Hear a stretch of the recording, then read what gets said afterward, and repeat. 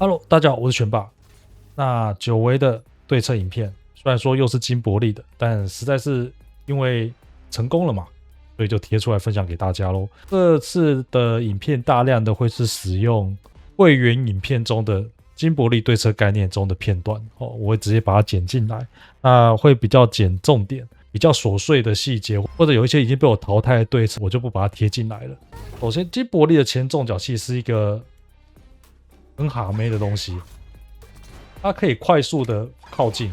如果說你今天真的有能耐的話，你確實可以在它發動的時候就阻止它。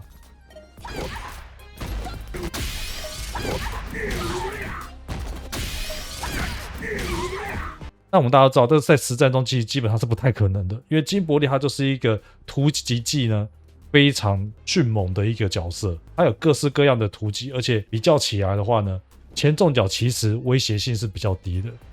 為什麼威脅性比較低？因為擋住了以後是有辦法去對策的。如果說你今天一直被這個前重腳的前折後折弄得亂七八糟的哦，那我可以大剌剌的說你就是被哈妹了。那為什麼是被哈妹呢？我們來看看這個前重腳到底要怎麼解。那話不多說，開始吧。正常來講呢，前重腳你擋住了以後呢，他如果什麼事都不做呢，我們是正的。所以這邊呢，他如果真的敢這樣點的話，你敢按是會贏的。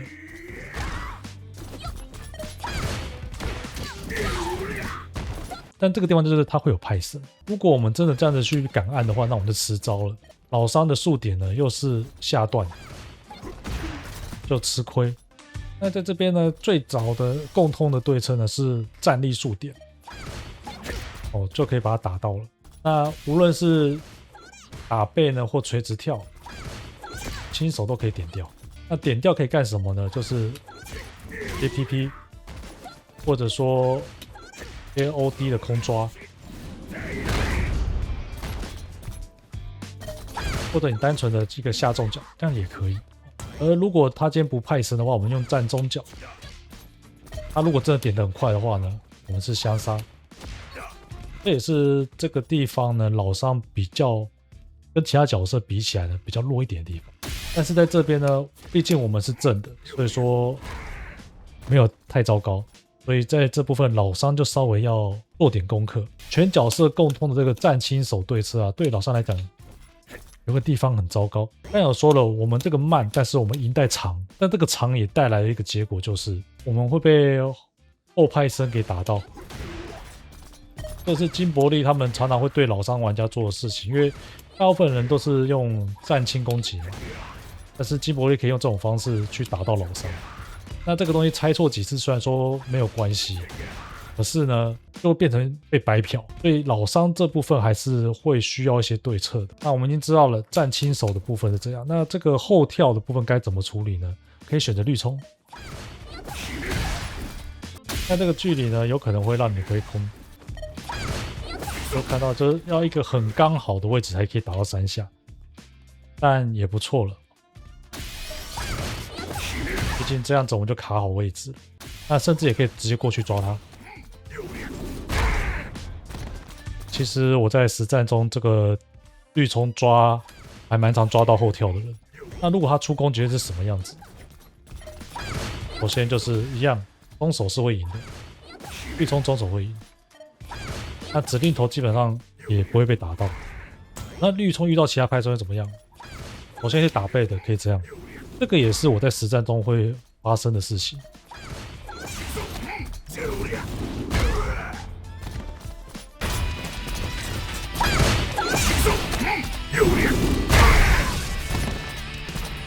但是當然，如果遇到垂直跳就沒救了。這邊什麼事情都不對，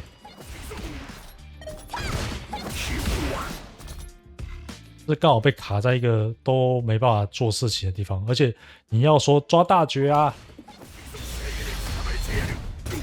就像這樣。那如果說他不派生的話，就變成說是他落地用了 parry。那如果他什麼事都不做，哦，也是這樣子。再來的壓箱底就是，那有沒有再更好一點的選項？還是有，這個選項在以前其實就有，可是很吃體感，沒那麼好使用出來。但是一直到沙加特版本的時候呢，張杰爾夫更改了一個東西，叫做下中手。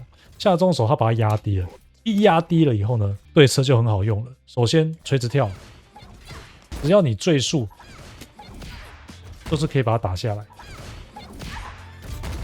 再來是打背，一樣。不用挑，這個不用挑，只要你猜他有派生就是使用。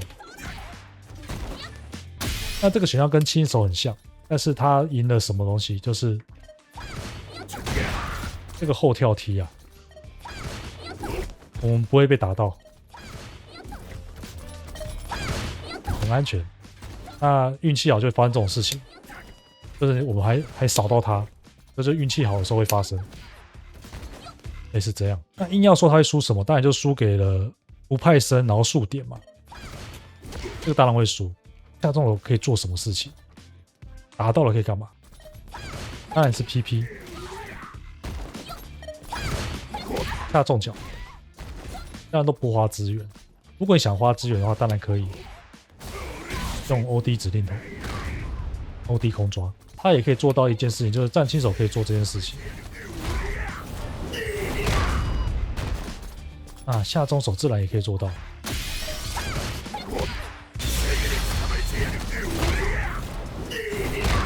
換句話說，他的結果就是跟戰輕手是一模一樣的，他的傷害也比戰輕手高。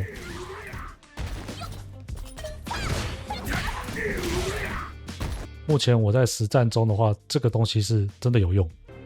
那以上呢，就是這個金伯利前重腳的對策心得分享。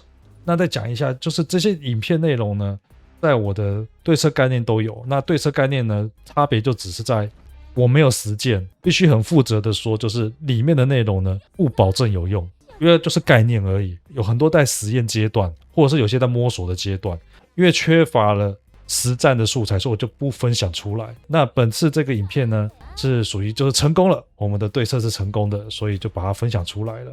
啊，有興趣的朋友們可以參考看看。那這次影片如果你覺得還不錯的話，就歡迎大家按讚，幫我分享，然後也可以一起留言。那就這樣啦，拜拜。影片結束嘍，謝謝你看我的影片，希望你還喜歡，下次見嘍。